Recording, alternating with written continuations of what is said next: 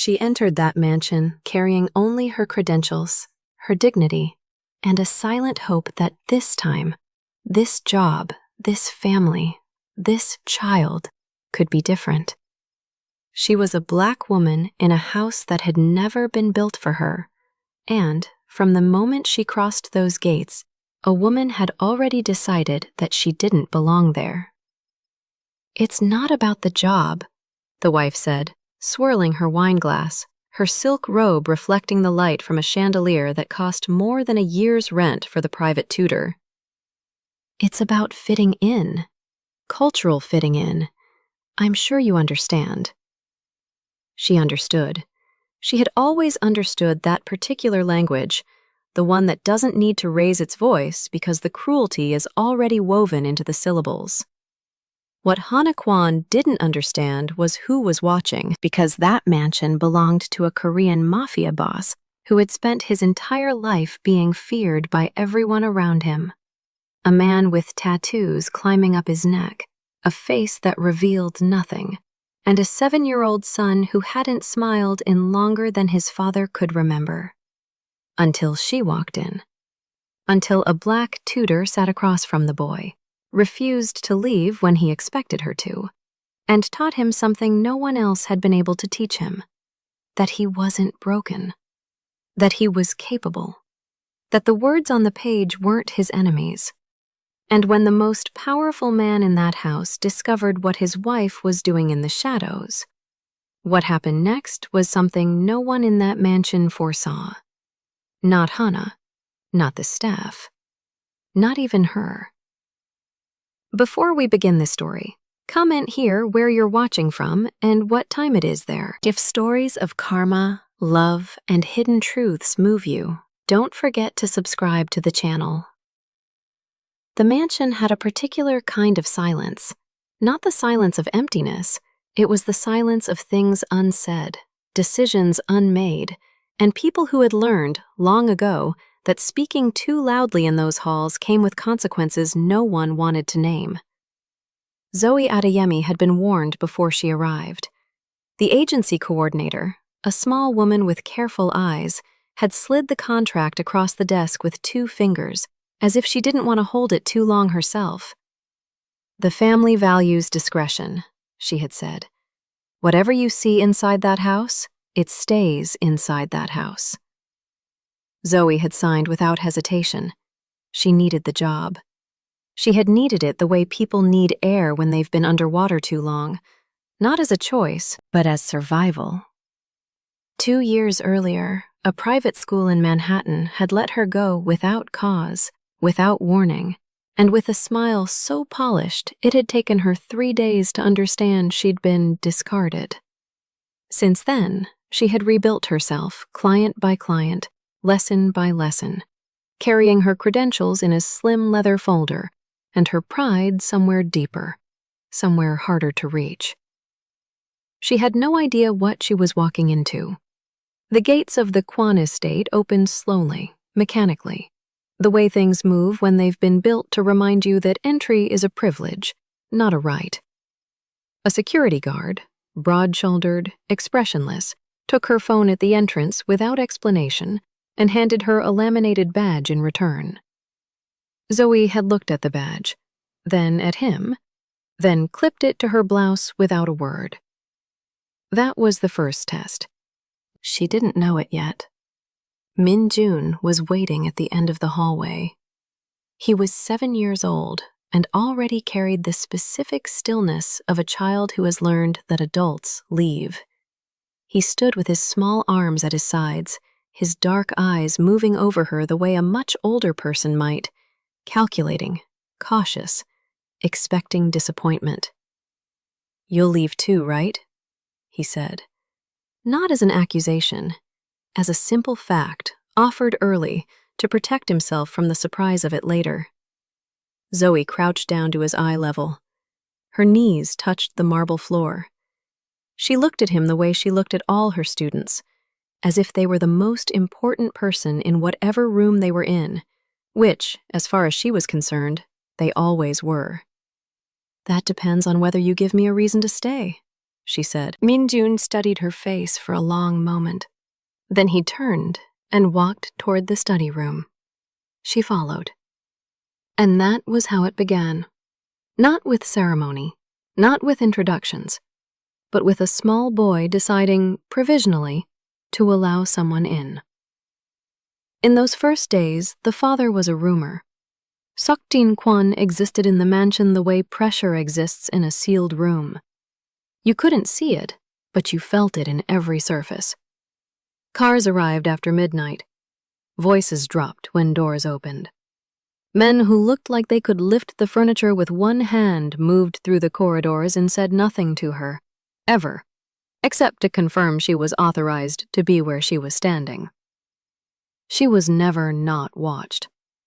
But Min-jun was the reason she stayed, and Min-jun, slowly, was beginning to trust her. She had recognized his dyslexia in the first session, in the way his eyes moved across the page, in the particular kind of frustration he swallowed before it could reach his face, practiced and quiet and heartbreaking in a 7-year-old.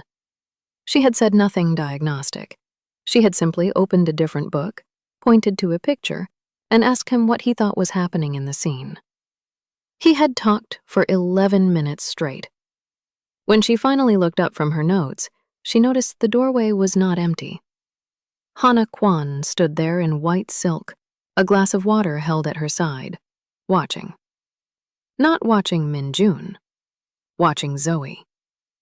It was the kind of look Zoe had learned to read years before she had a name for it. It said, "You don't belong here." It said, "I haven't decided what to do about you yet." It said, underneath everything, in the place where real intentions live, "I will." The days that followed had a rhythm to them, careful, deliberate, like a song played in a minor key that you don't realize is melancholy until it's already inside you. Every morning, Zoe arrived at the study room at 8:45. Every morning, Min-jun was already there, sitting at the table with his hands folded, pretending he hadn't been waiting. She pretended not to notice that he'd been waiting. That small agreement between them, that unspoken courtesy, was the foundation of everything they built together. She never raised her voice. She never showed frustration. When he struggled, she simply waited, the way you wait for weather to pass, patient and unhurried, as if time was something they had in abundance. And slowly, the walls Min-jun had built around his own mind began to develop doors. Hana watched all of this from a careful distance. She never entered the study room. She appeared at thresholds, doorways, the end of hallways, the far edge of the garden visible through the window. Always at the periphery, always with that same expression of assessment that Zoe had learned to feel before she could see it. It was the particular talent of women who had spent years operating through observation rather than action. Hana could make her presence known without ever committing to being there. Zoe said nothing. She taught. She waited. The third week was when everything changed. It happened on a Tuesday, in the middle of the afternoon, when the light through the study windows fell at that specific autumn angle that makes ordinary moments feel significant. Min-jun had been working through a sentence. A simple sentence, 8 words, for 4 minutes. His jaw was tight. His small hands were flat on the table. Zoe sat across from him and said nothing, breathing slowly, giving him the silence he needed to find his own way through. And then he did. He read it. Slowly, with effort, stumbling on the 3rd word and recovering, and arriving at the end of the sentence as if he had crossed something, as if there was a before and an after, and he knew it. He looked up at her, waiting for the correction that never came. She clapped once, slowly, and said, "That was it?" The smile that crossed his face was the kind that children produce before they learn to be careful with happiness. Open, unguarded, occupying his entire face at once. Neither of them saw Seok-Jin in the doorway. He had arrived silently, the way he moved through every room in his own house, as if gravity applied to him differently than to other people. He stood with one shoulder against the doorframe, his arms loose at his sides, his expression doing what his expression always did, revealing nothing. But his eyes, dark and absolutely still, were fixed on his son's face, on that smile. He left before they turned around. That evening, Hana appeared at Zoe's path as she was preparing to leave. She was holding a glass of wine and wearing the kind of smile that is constructed rather than felt. "You're doing adequate work," she said, and let the word adequate settle in the air between them like something dropped deliberately. "Thank you," Zoe said. "I've been thinking," Hana continued, swirling the glass slowly, "that Minjun may need someone with more specific qualifications. Someone more aligned with the family's cultural expectations. I'll be speaking to the agency tomorrow." The silence that followed was very long. "Do you have any concerns about my work with Minjun specifically?" Zoe asked. Her voice was level. Her hands were still. Hana smiled wider. "It's not about the work," she said.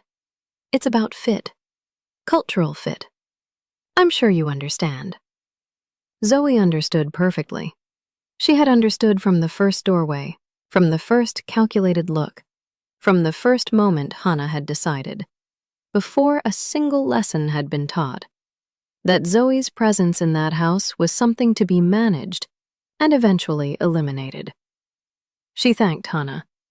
She left, and walking to her car through the cold evening air, her badge still clipped to her blouse, her leather folder under her arm, Zoe Adeyemi made a decision that she would not give Hana Kwon the satisfaction of seeing her afraid.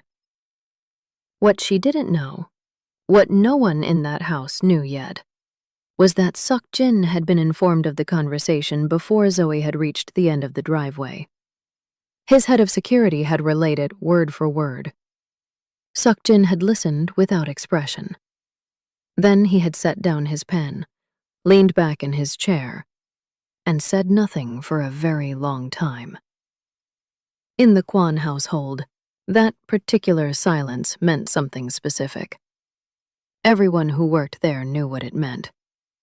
It meant a decision had already been made. The morning after Hana's conversation with Zoe, the mansion felt different. Not louder, not more tense in any visible way, but different in the way that air feels different before a storm that hasn't announced itself yet. Something molecular, something that the body registers before the mind catches up. Zoe arrived at 8:45 as she always did. Minjun was at the table, as he always was. She opened the book they had been working through and placed it between them, and the lesson began as if the previous evening had never happened. Because for Minjun, it hadn't. And Zoe had made a decision, somewhere on the drive over, that whatever was happening in the adult world of that mansion would not reach the walls of that study room. That room belonged to him. She owed him that much. What she didn't know was that 2 floors above her, Hana was already on the phone with the agency. The conversation was smooth, controlled, and completely devastating in its precision. Hana did not raise her voice. She never did. She spoke in the measured cadence of someone who had learned, through years of practice, that calm is more powerful than fury, that if you destroy something quietly enough, no one can call it destruction. She used words like concern and well-being and emotional dependency and the child's specific cultural environment. She mentioned, almost as an aside, that she wasn't sure the current arrangement was serving Minjun's long-term development. The agency coordinator, the same small woman with careful eyes who had slid the contract across the desk, listened and said she would look into it. That afternoon, Hana moved to the second part of her strategy. She began with the security staff. Not directly. Hana never did anything directly. She did it the way she did everything.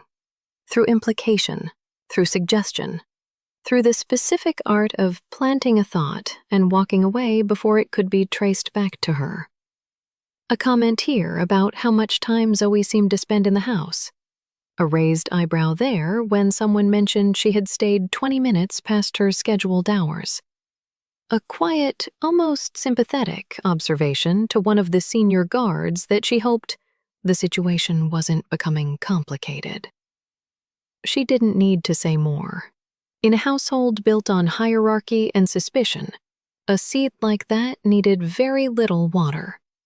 Within 48 hours, the implication had traveled, the way implications always travel in closed environments, from person to person, growing slightly with each telling, collecting detail it had never originally possessed. By the time it reached the lower staff, it had become something that resembled a rumor. By the time it reached one of Seok-Jin's men, it had taken on a shape that no longer resembled what Hana had originally whispered, and was, therefore, significantly more dangerous. Seok-Jin was in his office when his most trusted lieutenant, a man named Park, who had worked for him for 11 years, and who chose his words with the care of someone who knew exactly what careless words cost, knocked twice, and entered. Park delivered what he had heard without embellishment. He stated facts. He named no conclusions. When he finished, Seok-Jin said nothing. He sat behind his desk with his hands folded in front of him, and he looked at the surface of the wood for a long moment. And the room was so quiet that Park could hear the faint sound of a lesson being conducted 2 floors below. A child's voice, reading, slow and careful, and increasingly sure of itself. "Who started it?" Seok-Jin said, finally. Park said nothing. He didn't need to. In that house, with those 2 people living at opposite ends of the same hallways, the answer had never really been a question. Seok-Jin stood. He walked to the window. Outside, the grounds were immaculate, hedged and ordered and maintained by people paid to ensure that everything visible from inside the house looked exactly as it was supposed to look. He had built that. He had built all of it. And somewhere inside the machine he had constructed, his ex-wife was using its corridors to dismantle a woman whose only crime had been teaching his son to read a sentence. He thought about Min-jun's face, that unguarded, occupying smile. He thought about how long it had been since he had seen his son's face do anything like that. "Get me the file," he said quietly. "Everything. Every conversation she's had with the staff. Every call she's made from inside the house. Every movement." Park nodded once. "And Park," Seok-Jin said, without turning from the window, "make sure Miss Adeyemi's contract is renewed for the next 6 months before end of day. Personally. From my office." Park allowed himself the smallest pause. Not of surprise, because surprise was something you trained yourself out of when you worked for Kwon Seok-Jin, but of recognition, of understanding what had just been decided, and what it meant for everyone involved. He left without another word. Downstairs, Zoe was helping Min-jun sound out a word he had been afraid of for weeks. He said it wrong twice. Then he said it right. He looked at her. She nodded once, slowly, the way you confirm something that was always true and simply needed to be found. Neither of them heard the document being drafted upstairs. Neither of them knew that somewhere above them, a reckoning was being assembled. Quietly, methodically, with the same precision that Hana had used to build her case. Except this time, the hands assembling it belonged to someone who had spent his entire life making sure that what he built could not be undone. The folder arrived on Seok-Jin's desk the following morning. It was not thick. It didn't need to be. Park had always understood that the most devastating documents are the ones that don't waste space, that every page carries weight, and weight, accumulated correctly, becomes something no one can argue against. Seok-Jin read it alone. No one in the house knew he was reading it. The door was closed. The security feeds from the hallway outside his office had been quietly redirected for the hour, and the only sound in the room was the occasional turn of a page, and, faintly, from somewhere below, the sound of a child reciting words that were becoming, day by day, less frightening to him. The file documented everything. The phone call to the agency, time-stamped, partially recorded through a channel Park had maintained for years without ever needing to explain why. The conversations with the security staff, reconstructed through 3 separate accounts, each corroborating the others without knowing they were doing so. The specific language Hana had used, the specific implications she had allowed to travel. The shape of the narrative she had been building, carefully, over days, using the infrastructure of the household itself as her instrument. It was, Seok-Jin thought, reading the last page, almost impressive. If it had been directed at anyone else. If it had been about anything else. He closed the folder. He sat with it closed in front of him for a long time. Then he picked up his pen and signed 3 documents that his lawyer had sent over weeks ago. Documents he had been delaying, not from uncertainty, but from the particular reluctance of a man who understands that some actions, once taken, rearrange everything permanently. He had wanted to be sure. He was sure now. He signed each page with the same unhurried precision with which he did everything, slid them into the folder on top of Park's report, and stood. He walked to the east wing. He knocked on Hana's sitting room door twice.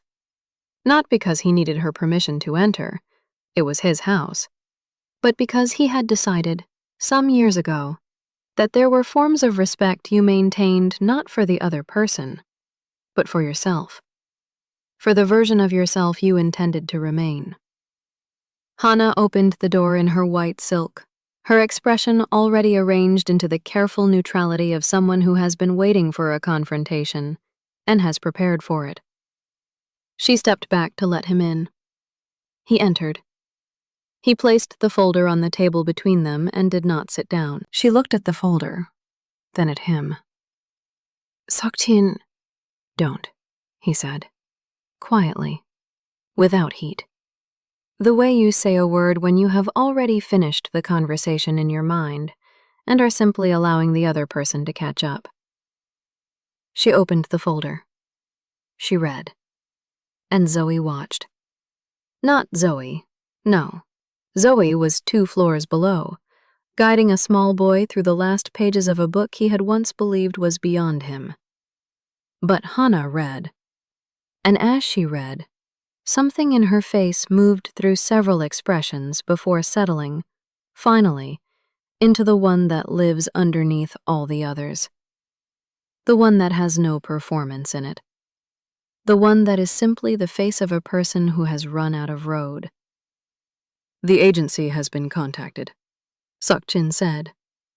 Miss Adeyemi's contract has been renewed for 6 months. Directly from my office. The staff has been informed that any further conversation about her personal character will be grounds for immediate dismissal. He paused. The custody evaluation has been forwarded to my attorney. Given what's documented here, I don't expect the process to be complicated.